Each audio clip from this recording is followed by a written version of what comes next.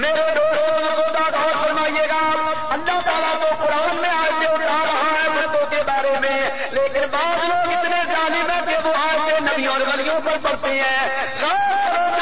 اللہ کے نبیوں اور ولیوں پر بتوں کے حق میں اتری ہوئی آیتیں پڑھتا ہے، ایمان سے بتاؤ کیا وہ ظالم ہے یا نہیں ہے؟ بولو اللہ اور اس کے رسول پر وہ ظلم کر رہا ہے یا نہیں کر رہا؟ بالکل کر رہا۔ تو پتہ چلا کہ قرآن سے سبھی لوگ، قرآن سے مومنوں کو ہدایت ملے گی اور ظالموں کے لیے تو یہ خسران اور نقصان کا سبب ہوگا۔ چوری کرے کوئی اور اس چوری کی سزا کسی اور کو دے دی جائے تو جس کو سزا دی گئی اس کے ساتھ ظلم ہے یا نہیں؟ اسی طرح اللہ تعالیٰ قرآن میں آیتیں اتارے بتوں کے بارے میں، اللہ آیتیں اتارے معبودان باطلہ کے بارے میں، اور کوئی وہ آیتیں نبیوں اور ولیوں پر پڑھنا شروع کر دے تو بولو یہ نبیوں اور ولیوں پر ظلم ہے یا نہیں؟ بالکل ظلم۔ میرا دعویٰ ہے، صرف میرا دعویٰ نہیں ہے، میں یہ بات ثابت کرنے کے لیے تیار ہوں، اور صرف میں ثابت کرنے کے لیے تیار نہیں بلکہ جتنے علماء اہل سنت ہیں سب یہ بات ثابت کرنے کے لیے تیار کہ یہ جو انگریز کے دور اقتدار کے بعد پیدا ہوئے ہیں، ہندوستان پاکستان کی تاریخ پڑھ کر دیکھو، انگریز کے ہندوستان پاکستان میں آنے سے پہلے جتنے بھی علماء ہوئے ہیں وہ سارے عقیدہ اہل سنت و جماعت ہوئے، اور ان کے وہی عقائد تھے جو ہمارے عقائد ہیں۔ انگریز کے جانے کے بعد پھر طرح طرح کے فرقے اور طرح طرح کے قبیلے بننا شروع ہوئے۔ اسی واسطے اللہ تعالیٰ کیا فرماتا ہے، یضل بہ کثیرا ویہدی بہ کثیرا۔ اللہ فرماتا بہت سے لوگ اس قرآن سے گمراہ بھی ہو جاتے ہیں، بہت سے لوگ اسی قرآن سے ہدایت بھی پا جاتے ہیں۔ یہ قرآن بہت سے لوگوں کو ہدایت بھی دیتا ہے اور بہت سے لوگوں کو گمراہ بھی کر دیتا ہے۔ اسی سے گمراہی بھی ملتی ہے اور اسی سے ہدایت بھی ملتی ہے۔ ہدایت ان لوگوں کو ملتی ہے جو متقی اور پرہیزگار ہیں، اور گمراہی ان کو ملتی ہے جو قرآن سے سنجیدگی نہیں رکھتے یا قرآن کے ساتھ دیانت داری نہیں کرتے۔ اسی واسطے اللہ نے فرمایا وَلَا يَزِيدُ الظَّالِمِينَ إِلَّا خَسَارًا۔ اس آیت میں اللہ نے یہ نہیں فرمایا وَلَا يَزِيدُ الْكَافِرِينَ إِلَّا خَسَارًا، اس لیے کہ کافر تو قرآن پڑھتے ہی نہیں، کافر تو قرآن کی تفسیر اور ترجمہ کرتے ہی نہیں۔ اللہ نے ظالم فرمایا اس لیے کہ ظالم ہے جو قرآن کے ساتھ ظلم کر رہا ہے کہ قرآن کی آیت نازل تو کسی اور کے اوپر ہو رہی ہے، اس آیت کا مطلب کچھ اور ہو رہا ہے، لیکن وہ اس آیت کو پر کسی اور حق پر رہا ہے۔ جیسے کہ حضرت علی المرتضیٰ نے خارجیوں کے بارے میں فرمایا تھا کہ کلمۃ حق و ارید بہا باطل۔ جب حضرت علی المرتضیٰ حاکم بنے تو دیکھو تاریخ کی ایک بات بتا رہا ہوں، حضرت علی المرتضیٰ جب حاکم بنے تو آپ کے زمانے میں ایک گروہ پیدا ہوا جس کو خارجی کہتے تھے۔ انہوں نے آپ کی حکومت کے خلاف بغاوت کا اعلان کر دیا اور انہوں نے نعرہ لگایا ان الحکم الا للہ، اللہ کے سوا کوئی حاکم نہیں، اللہ کے سوا کسی کا حکم نہیں۔ حضرت علی المرتضیٰ نے جب یہ سنا تو آپ نے حضرت عباس سے فرمایا کہ جاؤ ان باغیوں کو جا کر سمجھاؤ۔ تو حضرت عباس نے ان سے جا کر جو بات کہی وہ یہی تھی، آپ نے فرمایا کلمۃ حق و ارید بہا باطل، کہ تم نے آیت جو پڑھی ہے وہ بالکل سچ پڑھی ہے، ٹھیک پڑھی ہے، لیکن اس آیت کے جو تم نے معنی اور مراد لیے ہیں وہ غلط۔ یہ تو ٹھیک ہے کہ اللہ کے سوا کوئی حاکم نہیں، سارے بولو اللہ کے سوا کوئی حاکم ہے، لیکن ایمان سے بتاؤ اگر اللہ کے سوا کوئی حاکم نہیں تو پھر اس آیت کا کیا بنے گا؟ اللہ تعالیٰ قرآن پاک میں کیا فرماتا ہے الیس اللہ بأحکم الحاکمین، کیا اللہ تمام حاکموں سے بڑا حاکم نہیں؟ بولو اللہ فرما رہا کیا اللہ تمام حاکموں سے بڑا حاکم نہیں؟ اب سوچو کہ اگر اللہ سے بڑا کوئی اللہ کے سوا کوئی حاکم نہیں تو پھر اللہ کن حاکموں سے بڑا حاکم ہے؟ ماننا پڑے گا کہ اللہ کے سوا بھی حاکم ہیں جن کو اللہ نے حکومت عطا فرمائی، جیسے کہ اللہ قرآن میں فرماتا ہے، اللہ تعالیٰ کیا فرماتا ہے فَلَا وَرَبِّكَ لَا يُؤْمِنُونَ حَتَّىٰ يُحَكِّمُوكَ فِيمَا شَجَرَ بَيْنَهُمْ، اے نبی باپ کے رب کی قسم وہ مومن ہو ہی نہیں سکتا جب تک کہ اپنے معاملات میں اپنے مشاجرات میں آپ کو حاکم نہ مانے. محبوب وہ کبھی بھی مومن نہیں ہو سکتے کہ جب تک آپ کو حاکم نہ مانے. تو قرآن میں تو نبی پاک علیہ السلام کو بھی حاکم کہا ہے. تو اب میں یہ پوچھتا ہوں کہ اگر اللہ کے سوا کوئی حاکم نہیں تو پھر حضور حاکم کیسے بنے؟ ماننا پڑے گا کہ حضور کو جو حکومت ملی وہ اللہ تعالیٰ کی طرف سے ملی. حضور بھی حاکم ہے لیکن اللہ حقیقی طور پر حاکم ہے. تو حضرت عباس نے یہی فرمایا کہ تم نے آیت تو ٹھیک پڑھی کہ اللہ ہی حاکم ہے لیکن تم نے اس کے معنی غلط لیے کہ کوئی اور حاکم نہیں بن سکتا. اسی طرح یہاں پر بھی ہے کہ یہ تو بالکل ٹھیک ہے کہ دیکھو قرآن ظالموں کے واسطے نقصان اور خسران کا باعث بنے گا. یہ تو بالکل ٹھیک ہے کہ ساری مخلوق اللہ کے سوا ہے. میرے دوستوں غور فرمائیے گا اللہ تبارک و تعالیٰ فرماتا ہے اس قرآن سے سبھی لوگ ہدایت نہیں پاتے اور سبھی گمراہ نہیں ہوتے. کچھ ہدایت پا جاتے ہیں اور کچھ گمراہ ہو جاتے ہیں. جو گمراہ ہو جاتے ہیں انہی لوگوں کے واسطے قرآن نقصان اور خسران کا سبب بنا. انہی لوگوں کے بارے میں اللہ نے فرمایا وَلَا يَزِيدُ الظَّالِمِينَ إِلَّا خَسَارًا. یہ قرآن نہیں زیادہ کرتا واسطے ظالموں کے نقصان اور خسران میں اضافے کے، یعنی یہ ان کے نقصان اور خسران میں برابر اضافہ کرتا ہے. تو ہمیں دو چیزیں پتہ چلی. مومن کو قرآن سے شفا اور رحمت ملے گی اور ظالم کے واسطے یہ قرآن نقصان اور خسران کا سبب ہے. میں آپ کو انصاف کا واسطہ دے کر پوچھتا ہوں ایمان سے بتاؤ جو آیتیں اللہ بتوں کے حق میں اتارے اور کوئی ظالم وہ آیتیں نبی پر پڑے ولی پر پڑے اور ان کو من دون اللہ میں شامل کرے تو یہ نبیوں اور ولیوں پر ظلم ہے یا نہیں؟ بلا شک و شبہ یہ ظلم ہے. نبیوں اور ولیوں پر یہ ظلم کرے وہ ان کو جہنم کا ایندھن بنانے کی کوشش کرے. ہمارے نزدیک وہ خود جہنم کا ایندھن ہوگا. اب دیکھو یہ جو انگریز کے دور اقتدار کے بعد پیدا ہوئی میں آپ کو بتاؤں کہ یہ بات قرآن سے ثابت ہے کہ اللہ نے بتوں کے بارے میں سن لو ذرا غور سے اور جس کا دل چاہے میں حوالے دے رہا ہوں نوٹ کر لو یہاں جس کا دل چاہے اور حوالہ غلط ہو کراچی کے جس چوراہے پر چاہو مجھے سزا دو میں تمہاری ہر سزا بھگتنے کے لیے تیار ہوں اور اگر حوالہ غلط ثابت نہ ہو تو مان لو مسلک وہی برحق ہے جو ہم سنیوں غلاموں کا مسلک ہے.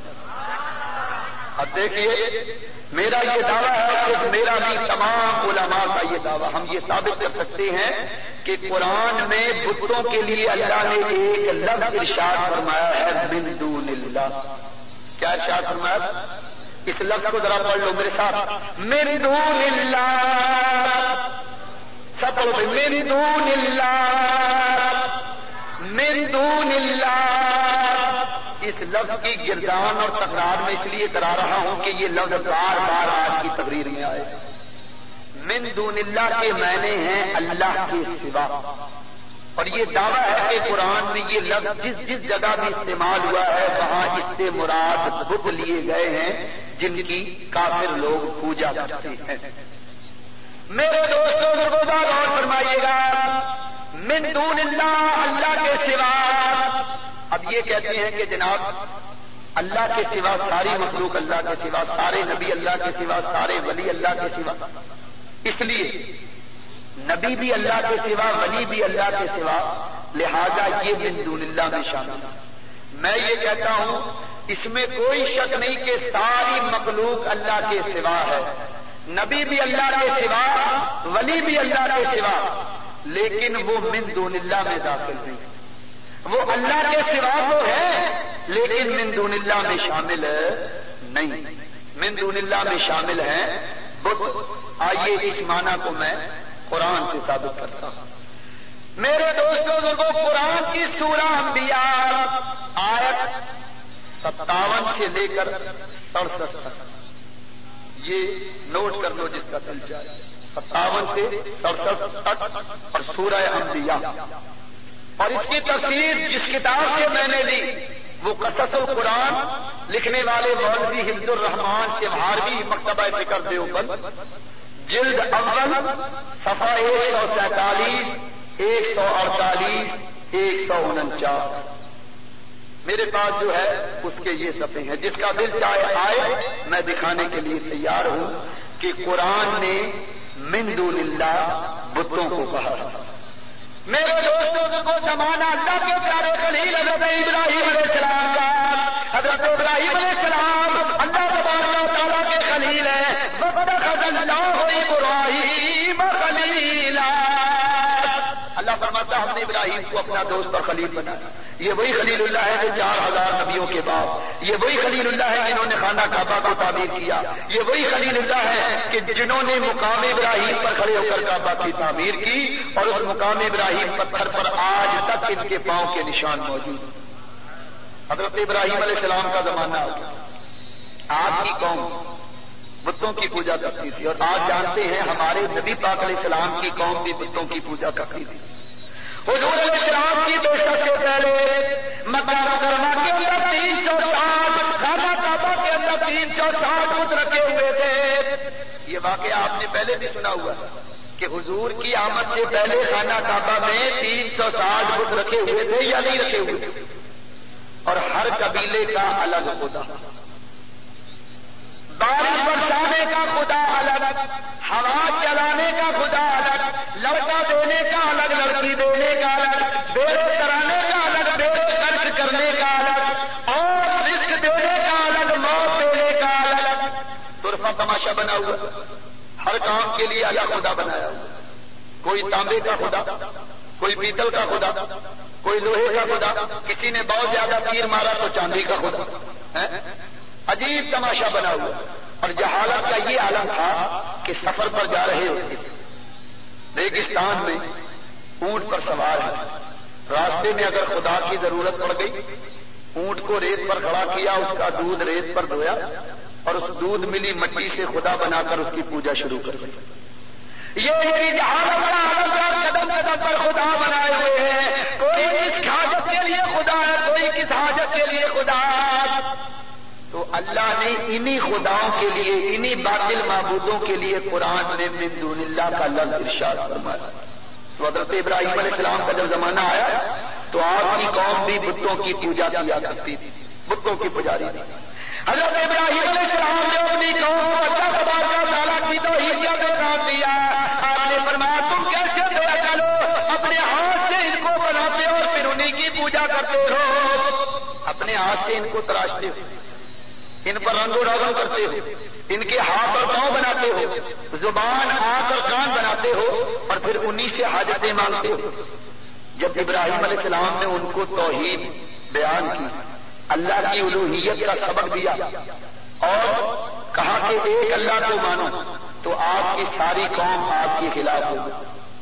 انہوں نے آپ کا انکار کر دیا، یا یوں کہہ دیجیے کہ معاشی بائیکاٹ کر دی، ابراہیم علیہ السلام کو تنے تنہا چھوڑ دیا۔ ابراہیم علیہ السلام برابر اللہ تعالیٰ کے احکامات کی تبلیغ فرماتے رہے۔ آپ کی تبلیغ کا نتیجہ کہ لوگ آپ کی بات سن کر دور بھاگ رہے ہیں، لیکن آپ برابر اللہ کے پیغام کو عام کر رہے ہیں۔ نتیجہ یہ نکلا، علماء لکھا کہ انہی دنوں قوم کا ایک عید کا دن آ گیا، جس طرح ہماری عید کا دن ہوتا ہے، اسی طرح ابراہیم علیہ السلام کی قوم بھی عید منایا کرتی تھی، ان کی بھی عید کا دن آ گیا۔ عید سے 1-2 روز پہلے کچھ لوگ ابراہیم علیہ السلام کے پاس آئے، اے ابراہیم فلاں روز عید کا دن ہے، شہر سے باہر میلہ لگے گا، تم بھی ہمارے ساتھ میلے میں چلو۔ ابراہیم علیہ السلام نے فرمایا فقال انی سقیم، فرمایا میں بیمار ہوں۔ یہاں میں ایک بات عرض کروں، بعض لوگ ابراہیم علیہ السلام پر اعتراض کرتے ہیں کہ ابراہیم علیہ السلام نے 3 مرتبہ جھوٹ بولا ہے۔ ہمارا یہ عقیدہ ہے کہ اللہ کا نبی جھوٹ بول سکتا نہیں۔ وہ یہ کہتے ہیں ابراہیم علیہ السلام نے اپنی قوم سے 3 مرتبہ جھوٹ بولا ہے، کہاں کہاں بولا، سنو گا۔ پہلی مرتبہ حضرت ابراہیم علیہ السلام جب فلسطین سے واپس آ رہے تھے، راستے میں بادشاہ نے پکڑ لیا۔ اس بادشاہ کا قانون یہ تھا کہ وہ جس خوبصورت لڑکی کو دیکھتا اس کو گرفتار کر لیتے۔ ابراہیم علیہ السلام نے حضرت سارا سے فرمایا کہ دیکھو اگر وہ بادشاہ تم سے کہے کہ تم کون ہو تو یہ نہ کہنا کہ میں بیوی ہوں، یہ کہنا کہ میں ان کی بہن ہوں۔ حالانکہ وہ آپ کی بیوی تھی، لیکن ابراہیم علیہ السلام نے فرمایا یہ کہنا کہ یہ تم میری بہن۔ ایک دوسرا جب قوم نے یہ پوچھا کہ ابراہیم ہمارے ساتھ میلے میں نہیں چلو گے، تو آپ نے فرمایا میں بیمار ہوں، جا نہیں سکتا، حالانکہ آپ تندرست تھے۔ اور تیسرا اعتراض یہ کرتے ہیں کہ ابراہیم علیہ السلام نے کہا کہ مجھ سے کیوں پوچھتے ہو کہ ان بتوں کے ٹکڑے کس نے کیے، یہ جو بڑا ہے اسی سے پوچھو، حالانکہ ابراہیم علیہ السلام نے ٹکڑے کیے تھے، جیسا کہ میں آگے آپ کو بتاؤں۔ کہتے ہیں جناب ان تین باتوں کی بنا پر حضرت ابراہیم علیہ السلام نے جھوٹ بولا۔ سنو تینوں کے جواب سنو۔ وہ جو ابراہیم علیہ السلام نے فرمایا تھا کہ یہ میری بہن ہے، علماء کرام فرماتے ہیں یہ بالکل سچ تھا، اس لیے کہ ملت ابراہیمی کے اعتبار سے اللہ تعالیٰ کے قوت کے رشتے کے مطابق، اسلام کے رشتے کے مطابق حضرت سارہ حضرت ابراہیم کی دینی بہن تھی۔ آپ ان کی دینی بہن بولو، مرد اور عورت شادی کر لیتی میاں بیوی بن گئے، لیکن اسلام کے رشتے سے وہ دونوں بہن بھائی بھی ہیں یا نہیں؟ بولو۔ اسی طرح ابراہیم علیہ السلام اسلام کے رشتے سے بہن بھائی بھی تھے، اسی لیے آپ نے فرمایا کہ یہ میری دینی بہن۔ دوسرا آپ نے فرمایا کہ میں بیمار ہوں، تو میں اور آپ بیمار ہوتے ہیں نزلے کھانسی اور بخار سے، اور اللہ کا نبی امت کی بدعمالیوں سے بیمار ہو جاتا ہے۔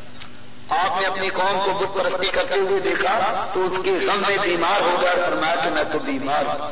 اور تیسرا کالا بل سال ہو کبیر ہوں، جو آپ نے فرمایا کہ یہ جو انکار بڑا ہے اس سے پوچھو، تو اس وقت عبادت خانے میں بت خانے میں ابراہیم علیہ السلام سے بڑا کوئی نہیں تھا۔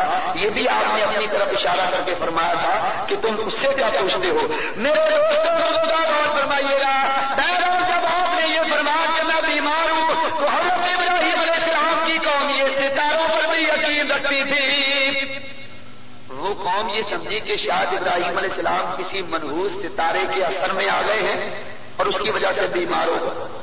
ابراہیم علیہ السلام کو ان کے حال پر چھوڑ کر قوم دوسرے دن میلے میں شریک ہونے کے لیے چلی۔ قوم کے مذہبی پیشوا، سردار، بڑے بڑے لوگ یہ میلے میں شراب و کباب میں مصروف۔ حضرت ابراہیم علیہ السلام نے جب یہ دیکھا کہ سارا شہر خالی ہو گیا اور ان کا عبادت خانہ بھی خالی ہے، آپ نے بہت بڑا بلاوا لیا، عبادت خانے میں ان کے مندر میں داخل ہوئے۔ مندر میں داخل ہوئے تو دیکھا انواع و اقسام کے خدا رکھے ہوئے، کھانا بھی رکھا ہوا، پانی بھی رکھا ہوا اور چڑھاوے بھی رکھے ہوئے۔ حضرت ابراہیم علیہ السلام بت خانے میں داخل ہوئے اور سارے بتوں کو مخاطب کر کے فرمایا، او خدا نے بادلہ یہ تمہارے سامنے کھانا رکھا ہے وہ کھاتے کیوں نہیں؟ یہ پانی تمہارے سامنے رکھا ہے وہ پیتے کیوں نہیں؟ یہ چڑھاوے رکھے ہوئے ان کو استعمال کیوں نہیں کرتے؟ آپ بار بار ان بتوں سے پوچھ رہے، بولتے کیوں نہیں کہ یہ کھانا تمہارے سامنے رکھا ہے پانی تمہارے سامنے رکھا ہے؟ جواب کیوں نہیں دیتے؟ حالانکہ حضرت خلیل اللہ یہ جانتے تھے کہ یہ تو پتھر کے بت یہ کیا بولے گے، لیکن اتمام حجت تھی۔ آپ بار بار یہ فرماتے تم بولتے کیوں نہیں کہ یہ تمہارے سامنے کھانا یہ کون کھائے گا، یہ پانی کون پیے گا؟ تم کھاتے اور پیتے کیوں نہیں؟ میری بات کا جواب کیوں نہیں دیتے؟ اللہ اکبر۔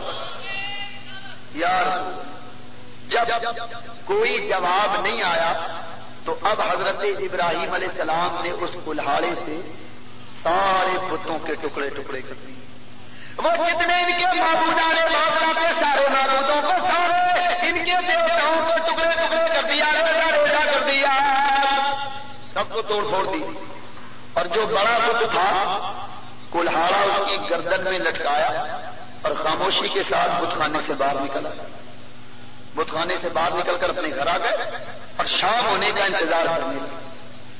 اب جب شام کا اندھیرا ہوا اور قوم دن بھر کی تھکن سے چور ہونے کے بعد جب شہر میں داخل ہوئی اور عبادت کی غرض سے یہ اپنے بت خانے میں داخل ہوئے اور انہوں نے جو بت خانے کا حال دیکھا تو یہ سارے کے سارے غصے میں آ گئے۔ انہوں نے دیکھا ان کا پانی برسانے والا خدا اونڈا پڑا ہوا ہے، ایک خدا جو ہے ان کا وہ ٹوٹا ہوا ہے، دوسرے کی آنکھ ٹوٹی ہوئی ہے، کسی کی ناک ٹوٹی ہوئی ہے، ان کے جتنے خدا سارے خداؤں کو کسی نے توڑ دیا، ان کی گت بنا دی، ٹکڑے ٹکڑے کر دی۔ اب یہ حیران کہ ہمارے خداؤں کا یہ حال کس نے کیا؟ یہ ہمارے خداؤں کی گل کس نے بنائی؟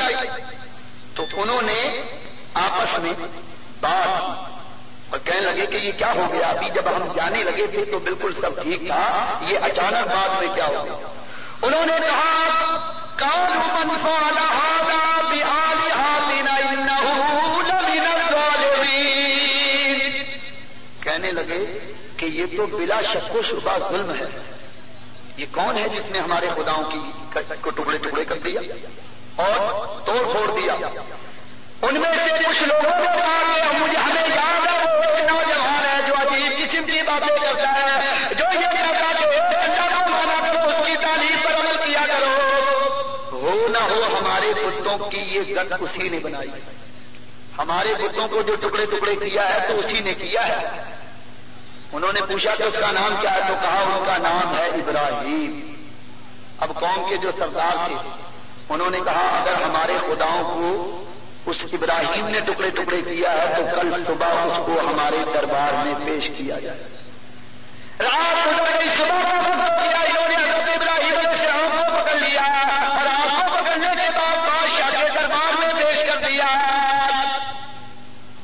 اور کہا کہ جناب انہوں نے ہمارے خداؤں کو ٹکڑے ٹکڑے کیا، ان پر الزام ہے کہ انہوں نے ہمارے خداؤں کو توڑ پھوڑ دیا۔ بادشاہ نے پوچھا ہے ابراہیم سچ سچ بتاؤ کہ ان کی یہ گند کس نے بنائی، ان کو ٹکڑے ٹکڑے کس نے کیا ہے؟ تو حضرت ابراہیم علیہ السلام نے جواب دیا، آپ نے فرمایا قال بل فعلہ کبیرہم ھذا فاسألھم ان کانوا ینطقون۔ آپ نے فرمایا مجھ سے کیوں پوچھتے ہو؟ تم نے بتخانے میں جا کر نہیں دیکھا کلہاڑا کس کے گلے میں لٹکا ہوا؟ اسی سے جا کر پوچھو کہ جس کی گردن میں کلہاڑا لٹکا ہوا۔ مجھ سے کیوں پوچھتے ہو کہ میں نے توڑا ہے یا نہیں؟ آپ نے فرمایا مجھے کیا معلوم یہ کس نے توڑا ہے، یہ تو جس کی گردن میں کلہاڑا لٹکا ہوا اسی سے جا کر پوچھو کہ یہ کب کس نے بنائی ہے۔ جب آپ نے یہ جواب دیا تو بادشاہ سمیت تمام لوگوں کی گردنیں جھک گئی اور وہ قرآن کہتا ہے کہ وہ آپس میں سرگوشی کرنے لگے کہ ہم تو جانتے ہیں اور ابراہیم بھی جانتا ہے کہ یہ بولتے نہیں۔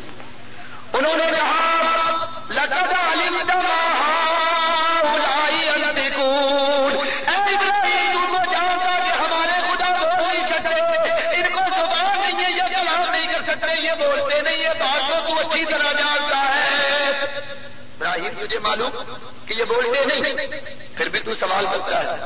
ابراہیم علیہ السلام نے فرمایا تو پھر تمہاری عقل پر تف ہے کہ جس تم ایسے کی پوجا کرتے ہو، افتعبدون من دون اللہ ما لا ينفعكم شيئا ولا يضركم اذل لكم ولم تعبدون من دون اللہ افلا تعقلون۔ ابراہیم علیہ السلام نے فرمایا افسوس ہے تم پر، تم ان لوگوں کی پوجا کرتے ہو، ایسوں کی پوجا کرتے ہو جو نہ تو تمہیں نفع دے سکتی ہے اور نہ نقصان پہنچا سکتی ہے، اور افسوس ہے تم پر اور تمہارے ان معبودان باطلہ پر بھی جن کی تم پوجا کرتے ہو، کیا تم عقل سے کام نہیں لیتے؟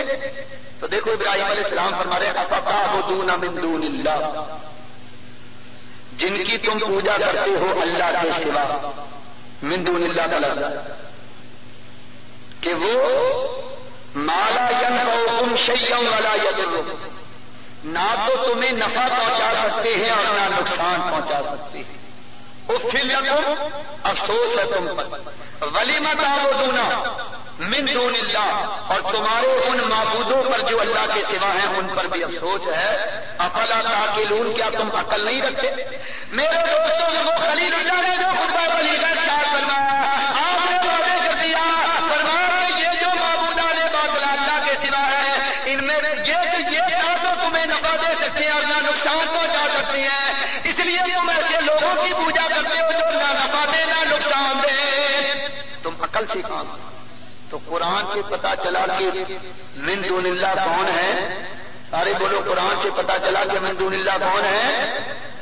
افتعبدون من دون اللہ، ابراہیم علیہ السلام نے فرمایا ان کی تم پوجا کرتے ہو جو اللہ کے سوا ہے۔ معلوم ہوا یہ قرآن سے ثابت ہے کہ من دون اللہ سے مراد ہیں۔ For more videos you can subscribe our channel. For more videos you can subscribe our channel.